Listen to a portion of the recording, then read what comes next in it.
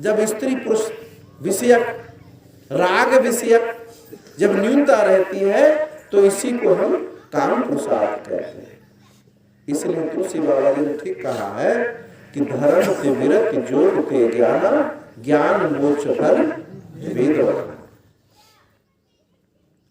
धर्म का फल वैराग्य है। वैराग्य से फलम बोधो, बोधस्य उपरति फलम। धर्म का फल वैराग्य और वैराग्य का फल बोध है। अब बोध क्या है? उपरति। ये जो अनर्गल आरंभण है, आरंभ है, ये सब क्या है? शांत हो जाते हैं। तो देख लो हमारे जीवन में धर्म की न्यूनता है, तो धर्म इसी प्रकार से देव मैंने बताया कि शाश्वत धर्म की तरफ, परमात्मा की तरफ हमको अभिमुख कर रहा है या नहीं कर रहा है। वो धर्म होगा तो आप लग जाइए। ये जो 16 कलाएं बताई, इन 16 कलाओं को अपने जीवन में आचरित करें और जो व्यवहारिक धर्म है इसका परित्याग ना करें, क्योंकि सार्वभौम धर्म इसी व्यवहारिक धर्म से हमारे जीवन में आएगा। जिस धर्म में नियम ही है, केवल नियम ही है, तो एक ना एक दिन वो नष्ट होने वाला है।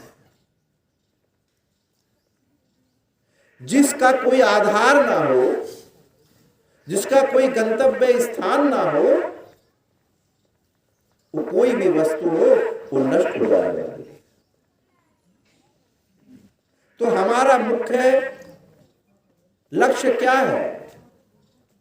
हमारा मुख्य लक्ष्य है जो मुख्य धर्म है, शाश्वत धर्म है, उसमें हम प्रतिष्ठित हो।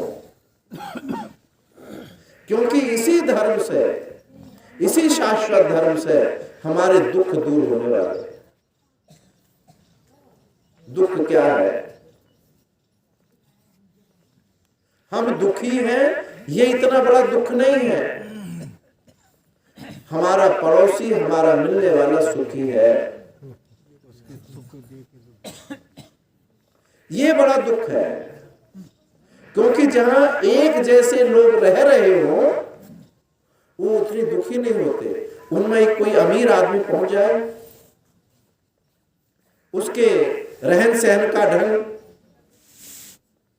है, सुविधा से युक्त हो, तो बस चित्त में ईर्ष्या होने लगे। हम भी ऐसे ही हो जाए, हमको ऐसा ही होना, ये सबसे बड़ा दुख हो जाता है। उसको अपना दिखाई देने लगता है, दूसरे का दिखाई देने लगता है, और बस दुख आ जाता है। तो दुख की बात इतनी ही है कि जब हम अन्य को देखने लगते हैं तो दुख भाग करके आता है।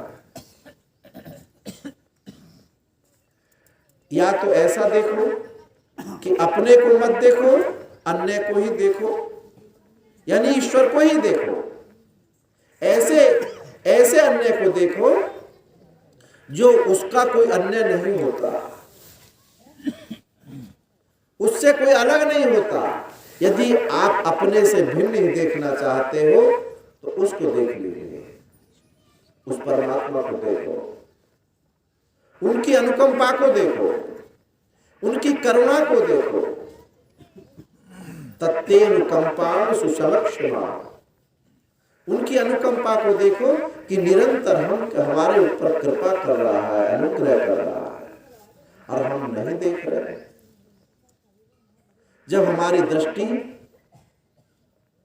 उनके अनुग्रह को देखती है, उनकी कृपा को देखती है, तो जीव का दुख भाग जाता है कि कहां मैं इतना नीच पापी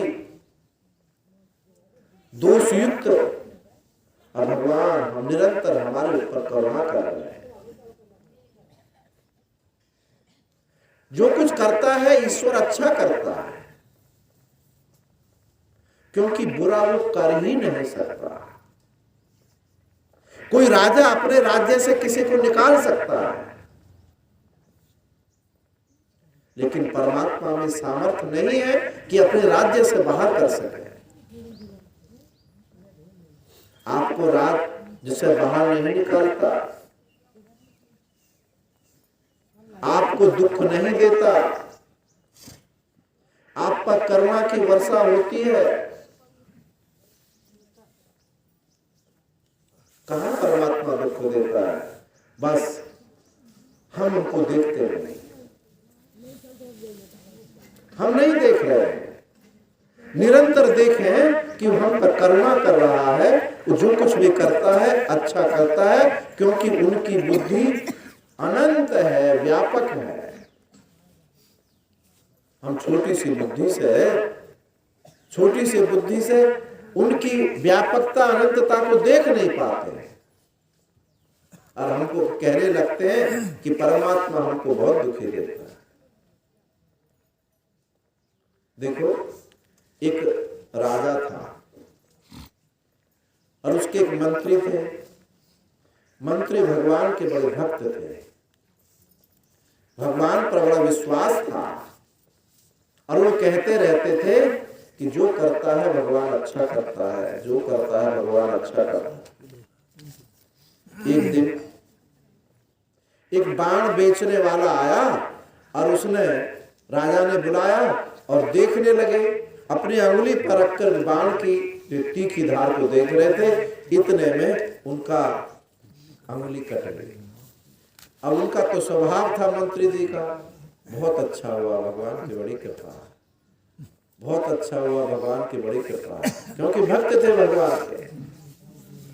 उन्होंने कहा, राजा ने, हमारी तो अंगुली कट गई, और देखो कहता बहुत अच्छा हुआ, बहुत अच्छा हुआ, भगवान की बड़ी कृपा।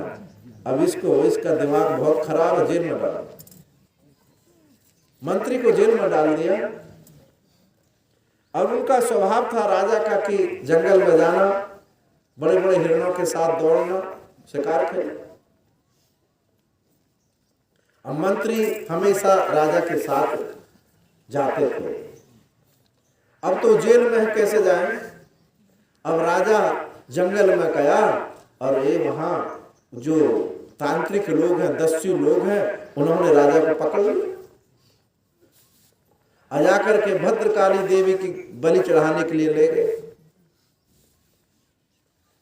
सब श्रृंगार कर दिया उनका, और जब बलि देने का समय आया तो उन्होंने कहा, ये तो अंग विहीन पशु, अंग विहीन है,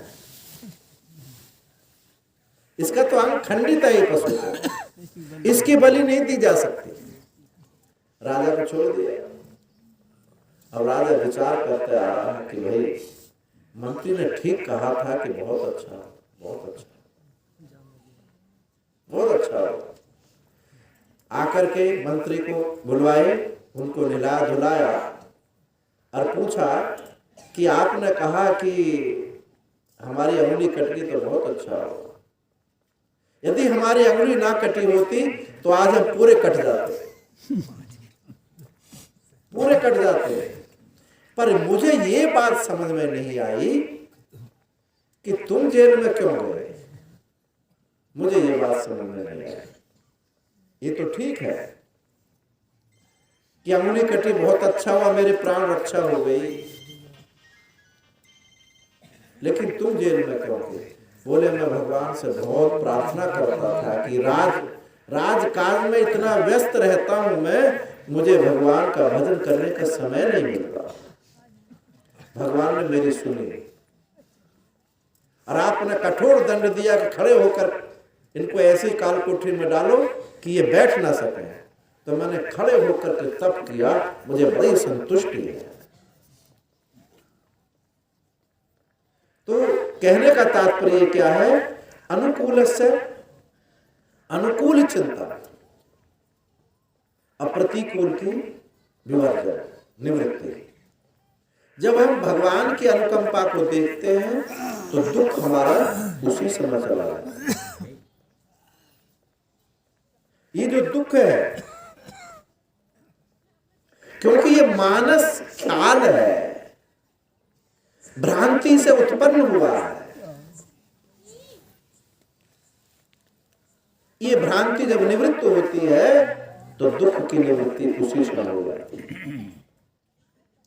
तो हमारे जीवन में धर्म आए, ये जो 16 गुण मैंने लक्षण बताए, इनको भरसक प्रयत्न करें। जब जीवन में धर्म आता है तो ये हमारे जीवन में प्रकाश आ जाता है। ये प्रकाश क्या है? परीक्षण करने की सामर्थ्य आ जाती है। अभी हम परीक्षा करने नहीं जान रहे, पिता का, पुत्र का, इनका परीक्षण नहीं कर रहे, मोह से आक्रांत है, आप त्रिकालदर्शी नहीं हो रहे हैं। त्रिकालदर्शी हो जाइए। कैसे त्रिकालदर्शी? जो 60, 65, 100 साल बाद होने वाला है, ये सुंदर सुंदर गालों में जो अब चमक रहे हैं, इनमें झुर्रियां पड़ने वाली हैं। भविष्य की जान लो। महात्मा बुद्ध ने जानी थी। एक बूढ़े को देखा, एक मृतक को देखा। एक बूढ़े को देख करके, अरे चन्ना, अरे चन्ना, ये कौन है? महाराज, राजकुमार, ये तो बूढ़ा है। ये कैसा हो गया? ये सबको होना। आप क्या, मुझे भी होना ना? हाँ, आपको भी होना। एक मुर्दे को देखा, नहीं ये कौन है? ये मृतक है। क्या सभी ऐसे होंगे ना? हाँ, सभी ऐसे होंगे। भविष्य की बात जान ली। पहले कैसे थे? भूत की बात जान ली। जो भूत की, भविष्य की, वर्तमान की बात जाने, उसको कहते हैं त्रिकालदर्शी। त्रिकालदर्शी हो जाओ। जो आगे घटना है वो अभी समझ जाओ, अभी देख लो, ये परीक्षण कर लो। ये लोक परीक्षण जब होगा, दुखों की आत्यांतिक निवृत्ति होगी। ओम शांति शांति शांति।